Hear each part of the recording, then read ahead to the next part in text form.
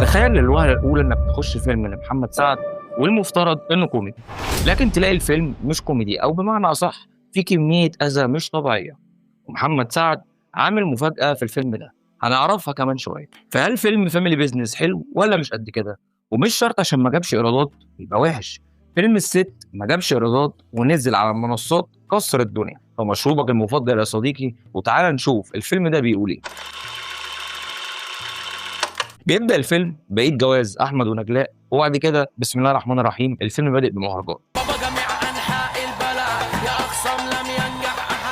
بنشوف فيه الشخصيات الرئيسية زي نجلاء وكريم وولاء اللي بيخشوا يسرقوا في فرح، بعد كده بيظهر سيحة اللي بيقطع عليهم يخش يسرق في نفس الفرح، وبنعرف إن ده هيبقى الفيلن اللي قدام عيلة دياب الهباش، العيلة الفقيرة اللي بتسرق عشان تعرف تعيش. وبعد كده بيخش دياب الهباش وبيعمل فيها حكومة عشان يلحقهم من ابو العروسه اللي اكتشف ان سلسله بنته اتسرقت. بعد كده دياب بيروح مع بولا الفني التأنيب على فيلة نجلاء واحمد اللي كان عيد جوازهم من شويه، بيروح يعينها عشان يسرقها، بس وهو راجع بتحصل حاجه غريبه. ابو العروسه بياخد باله انه ما كانش حكومه وبيجري وراه فبيهرب منهم، بس بيخاف وبيتوب عن السرقه. مفيش سرقه تاني، مفيش سرقه. وبيروح بطريقه ما هنقولها كمان شويه يشتغل سواق عند احمد ونجلاء، وبعد كده بيشغل ابنه مدرس موسيقى لبنتهم دينا، وبيشغل بنته ولاء مدرسه رسم لابنهم يوسف، وبيشغل مراته شغاله من غير ما يعرف صحاب البيت انهم عيلته.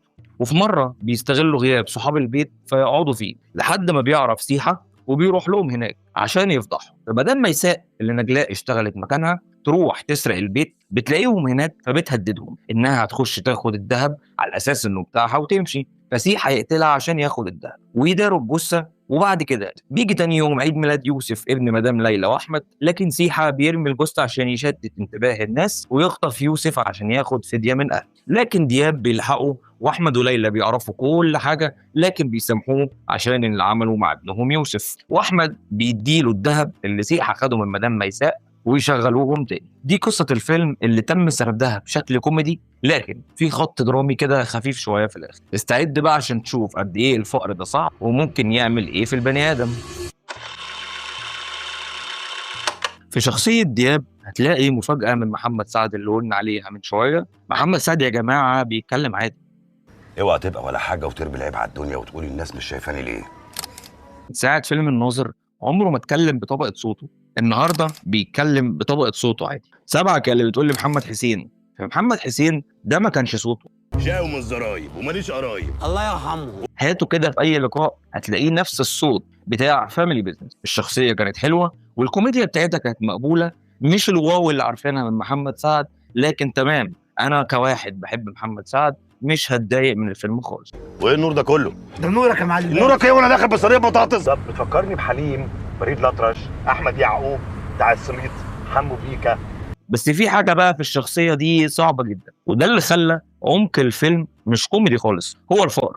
الفقر يا عزيزي خلى شخصيه دياب عملت حاجات المفروض انها كوميديه لكن هي مش كوميديه خالص. لما تيجي مثلا تشوف هو عمل ايه في السواق عشان يشتغل مكانه، انه وصل لاصحاب الفيلا انه بيتعاطى مخدرات عشان يقطع عيشه ظلم، وخلى مديره البيت مدام ميساء يجي لها جرب وحساسيه زياده عن النسبه البسيطه اللي كانت عندها من القطط عشان يقطع عيشها ومراته تشتغل مكانها. وده اللي خلاها لما حست بالظلم راحت في اخر الفيلم تسرق الناس اللي كانت شغاله معاهم ودغدغ صوابع المايسترو اللي كان بيدرس موسيقى لدينا. حاجه اللي في الشنطه خلصت.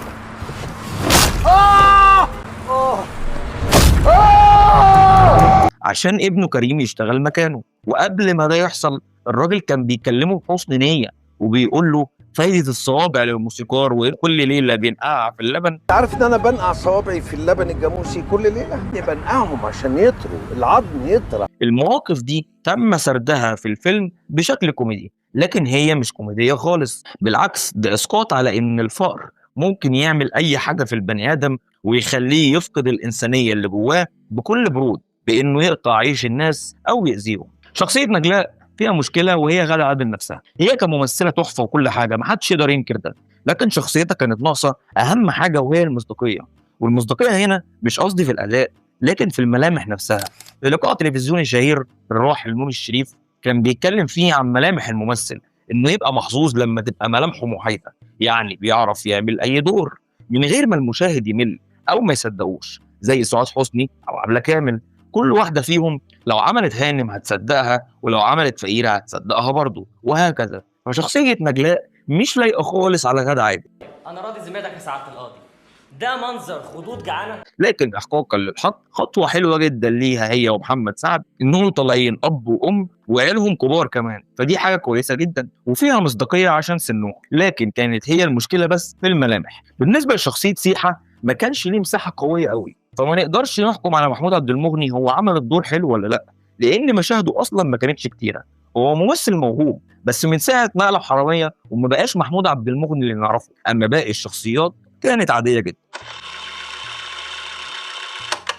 وائل إحسان المخرج الكبير كان إخراجه مقبول، لكن لا يخلو من الأخطاء، لكن هي مش كتير. يعني مثلا الشوت ده العروسة هنا بترقص عادي من غير السلسلة، لكن أول ما بيظهر سيحة جنبها بتلبس السلسلة.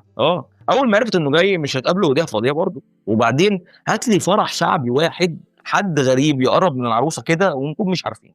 وفي أول الفيلم وهو بيفرش لشخصية فخر خلاه يقول إنه عازب. ولا انا جعان؟ راجل عازب وايه؟ انت ما شفتش السوشي؟ مع انه داخل في ايد طفله، ولما كان عايز يتقدم لولاء صححها وقال لها انه ارمل.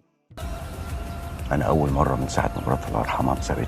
ودي مش غلطه اخراج بس، هي غلطه سيناريو برضه. بس المفروض المخرج عارف السيناريو او عارف الشخصيه دي هو ارمل ولا عازب. دخلت محمد سعد في الفيلم كانت حلوه بس بالعقل كده، هو اقنعهم ازاي انه ظابط وهو داخل بيوت فيها ناس وزنهم ما يعديش من باب اللوكيشن، مش هقول لك باب كليه الشرطه. فما كانتش مقنعه خالص. وبعدين هو مش عامل كمين لناس واقفه على النص عشان تدخله بميكروباص، ده دخلته في فيلم الليمبي 8 جيجا على كبير الحدايده، كانت مقنعه شويه يا راجل. السيناريو ما كانش اقوى حاجه على مستوى الكوميديا، بس في كام حاجه كده عايزين نقولها. مفيش اي حد من عيله الهباش لما جه يشتغل فكروا يسالوا عنهم. يعني انا لو جايب واحده تشتغل في البيت لازم اعرف عنها كل حاجه. انت لو كنت سالت عن نجلاء مثلا كنت هتعرف انها مرات دياب، وده كان لازم تقبله. حضرتك دي واحده جايه تشتغل في البيت مش معزومه على الغداء. كريم اللي راح يدرس موسيقى لدينا بيقول لمدام ليلى ده الورق بتاعي، قالت له لا ورق ايه، الاسطى دياب بيشكر فيك. ايوه انت واثقه في الاسطى دياب بناء عن ايه يعني؟ ابن خالتك مثلا او تعرفوه بقالكم سنين؟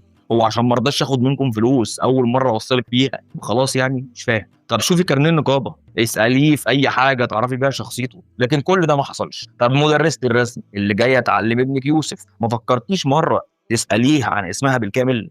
ودي حاجه رخمه الحقيقه، ما خلتش فيه طول للسيناريو. ولما ابو العروسه بيجري ورا دياب هرب منهم قاموا واخدين سيحه. مش فاهم. طب انت جريت ورا دياب ليه من الاول؟ وبعدين هو بيجري بالموتوسيكل تقوم انت نازل من العربيه وتجري على رجلك وبيقول لي سيحه الكاميرات جابتك وانت بتسرق السلسله. لا والمضحك اكتر لما سيحه بيقول هي كلها بقت ارشاد. ارشاد ايه يا معلم؟ ما بيقول لك الكاميرات جايباك، هو اي حشو وخلاص.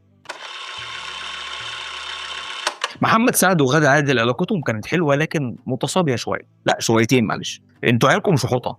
انتوا لو عايزين تبينوا انكم بتحبوا بعض رغم المعاناه اللي انتوا عايشين فيها تمام، بس مش قوي كده. انتوا بتتعاملوا كانكم شباب في الجامعه يا راجل.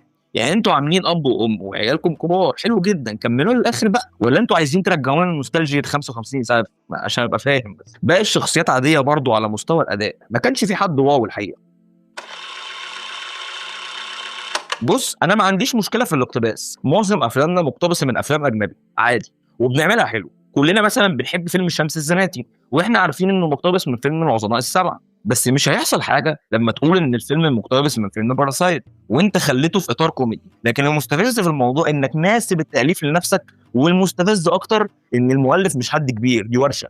يعني ورشه وبتاخد فيلم. طب بذمتك ده كلام؟ طب ليه مش بتجتهدوا وتحاولوا تالفوا حاجه من دماغكم؟ والمضحك اكتر انهم ما عملوش اي حاجه قبل كده. يعني انا قعدت اسرش ما لقيتش حاجه ليهم غير فاميلي بيزنس. يعني بسم الله الرحمن الرحيم اول حاجه ليهم مش بتاعتهم، ومش عايز اقول مسروقه. حزن قسما بالله حزن. انا هقول كلام انا بقى عشان انا بقى خلاص بصراحه يعني. ومن اجابات الفيلم انه مطلع كوميديا من الموقف مش بحركات الوش او بالصوت اللي متعودين عليه من محمد سعد وكنا بنشوفه قبل كده في افلام تانية. في النهايه الفيلم لذيذ وعائلي تقدر تتفرج عليه عشان محمد سعد بس اللي بيحاول يعمل حاجه كويسه وبس كده. لو عجبتك الحلقه ما تنساش تعمل لايك وشير وسبسكرايب لو مش عامل، ولو ليك نظره مختلفه عن اي حاجه قلتها في الفيلم يا ريت تسيبها لي في كومنت، يهمني جدا رايك. سلام.